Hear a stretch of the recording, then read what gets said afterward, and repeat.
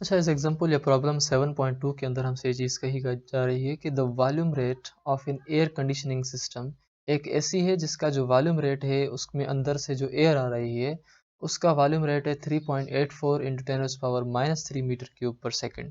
इसी वजह से हमने डेटा के अंदर इस चीज़ को नोट डाउन किया कि जो वॉल्यूम रेट है वो बराबर है delta we upon delta T के होता है, वो है बराबर 3.8 इंटू 10⁻³ मीटर क्यूब पर सेकेंड। उसके बाद दूसरी चीज़ ये कह रहा है कि the air is sent through an insulated round conduct with a diameter. Air जो है वो सेंड की गई है एक राउंड सी चीज़ से, और उस राउंड पाइप का या राउंड कंडक्ट का जो डायामीटर है वो 18 सेंटीमीटर है। इसी वजह से हमने उस राउंड कंडक्ट का डायामीटर लिखा डी, जो कि 18 सेंटीमीटर है, और हमने सेंटीमीटर्स को मीटर्स में कन्वर्ट करना होता है। इसी वजह से हमने 18 को डिवाइड किया 100 के साथ। तो हमें जो वैल्यू मिला है डायमीटर का वो मिला है 0.18 मीटर। अब 0.18 मीटर जो हमें वैल्यू मिला है ये डायमीटर का वैल्यू है। अगर इसी वैल्यू में से हम रेडियस निकालना चाहते हैं तो हमने क्या करना होता है कि डायमीटर को हम डिवाइड करेंगे 2 के साथ। तो जैसे हम डायमीटर को डिवाइड करेंगे 2 के साथ तो हमें रेडियस का वैल्यू मिल जाएगा। डायमीटर का वैल्यू है 0.18 जो हमने अभी फाइंड किया मीटर्स में। उसको अगर हमने डिवाइड किया 2 के साथ तो हमें वैल्यू मिला रेडियस का 0.09 मीटर। अब हम आगे चलते हैं, ये क्या कहता है कि अगर वो उसका राउंड कंडक्ट 18 सेंटीमीटर का है तो this calculation assumed laminar flow. वो कह रहा है कि हमने जब अज्यूम किया कि इसकी जो कैलकुलेशन है जब इन चीज़ों के साथ वो चल रही है तो वो कैलकुलेशन उसकी लेमिनार फ्लो में थी। तो एक क्वेश्चन हमसे ये पूछ रहा है कि वाज दिस गुड अजम्पशन, क्या हमने इस चीज़ को सही समझा है। अब किसी भी चीज़ को लेमिनार फ्लो है या किसी भी चीज़ को टर्बुलेंट फ्लो है तो उस चीज़ का अंदाज़ा हमें उसके रिनॉल्ड नंबर से ही लगाया जा सकता है। इसी वजह से हमसे जो चीज़ पार्ट ए में पूछी गई है वो ये है कि बताएं कि रिनॉल्ड नंबर क्या है। अगर रिनॉल्ड नंबर लेमिनार फ्लो के बराबर आ गए तो हम कहेंगे कि भाई अजम्पशन आपकी ठीक थी। अगर लेमिनार फ्लो के रिनॉल्ड नंबर बराबर नहीं आए तो हम कहेंगे कि भाई ये कुछ और चीज़ है, आपकी अजम्पशन गलत थी। उसके बाद क्वेश्चन बी के अंदर हमसे ये चीज़ पूछी जा रही है, ऑप्शन बी के अंदर, इसी के अंदर, कि एट व्हाट वेलोसिटी, कौन सी वेलोसिटी होनी चाहिए would the flow becomes turbulent. खैर अगर एक ऑप्शन आपको लेमिनार फ्लो आए तो बताएं कि बी में हमें ये बताएं कि कितनी वेलोसिटी इसकी हो जो इसको टर्बुलेंट कर देगी।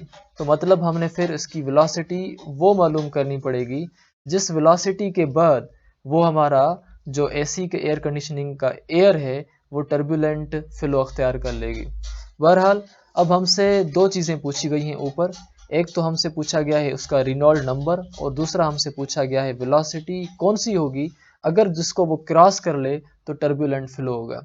तो हमें जो क्वेश्चंस हैं वो अभी दो हैं जो कि हमने यहाँ लिखे हैं।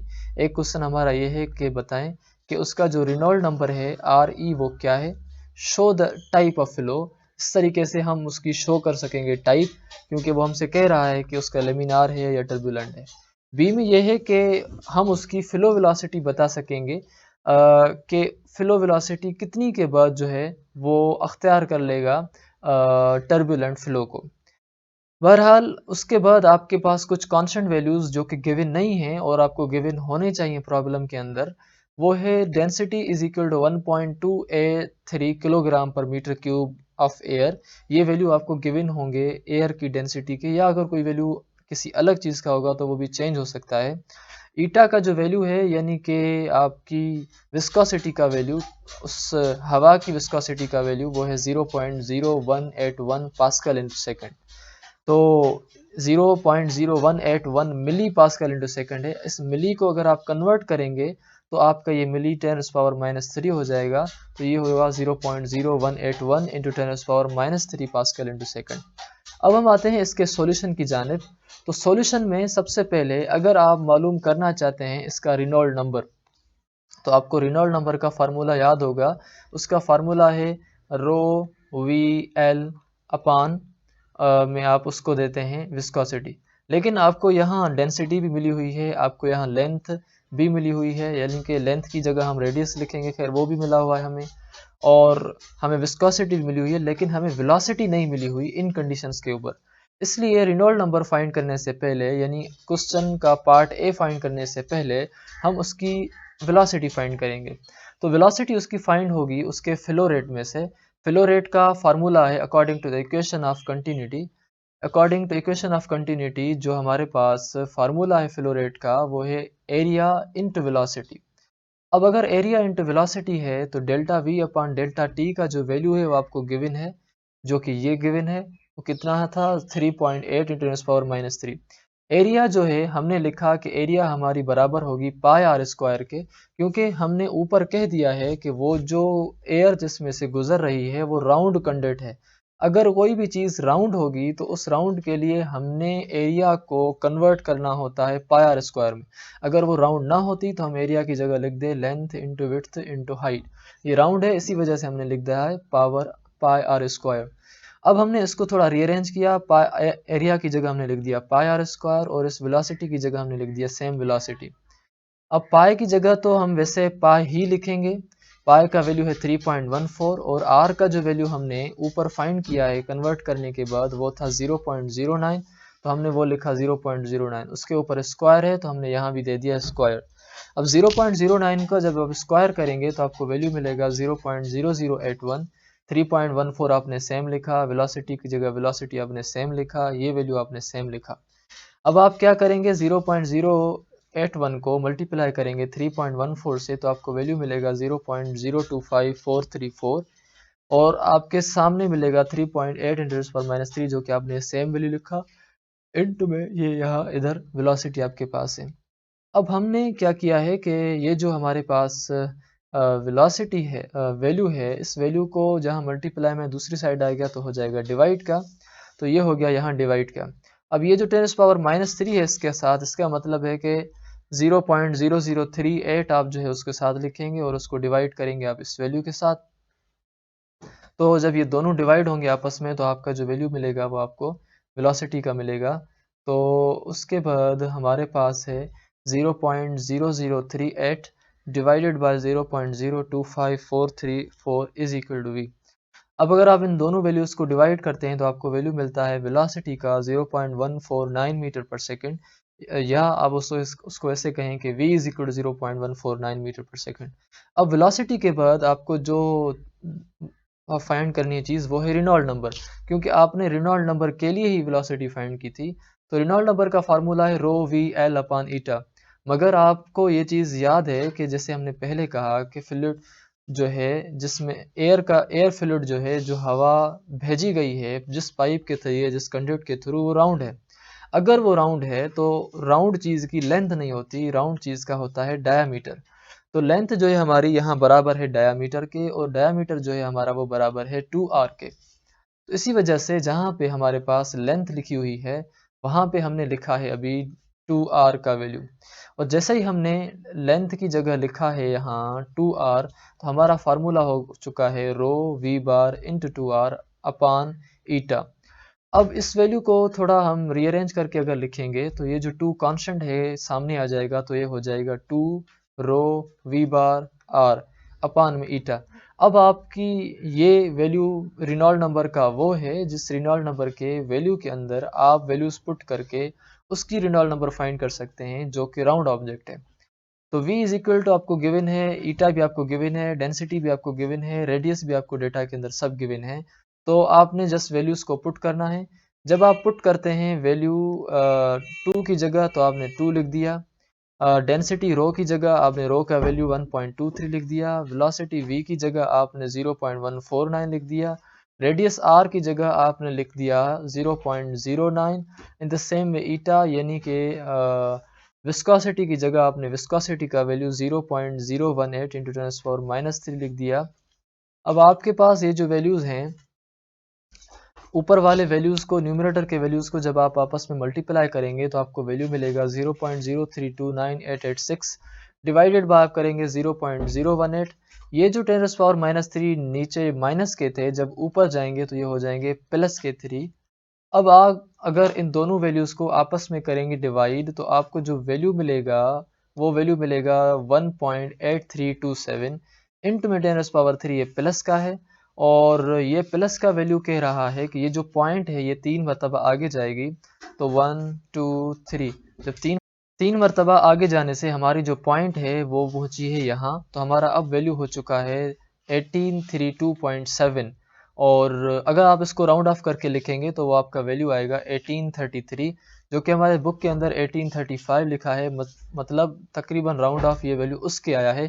बहरहाल कहने की बात यह है कि चाहे 1835 हो या चाहे 1833 हो, दोनों नंबर्स आपके 2000 से कम हैं या 2300 से कम है। अगर ये उससे कम है तो इसका मतलब ये है कि ये लेमिनार फ्लो में है।